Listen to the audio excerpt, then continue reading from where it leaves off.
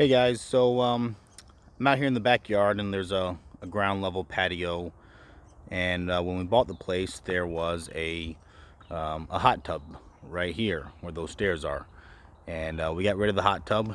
We didn't want the hot tub, but now we have this ugly area back here where there was a hot tub, and now there's a pile of cinder blocks and some old lumber, stairs left over, and they had like a upper deck that was held up with this beams that are in the ground. So I'm looking to renovate that and put something new there, and the wife came up with a idea to do a Hobbit slash gnome house. So now that's what I'm gonna build.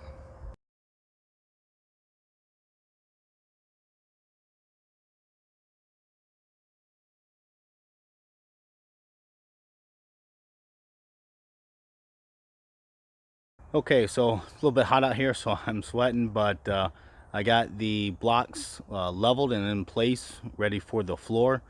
So you can see over here.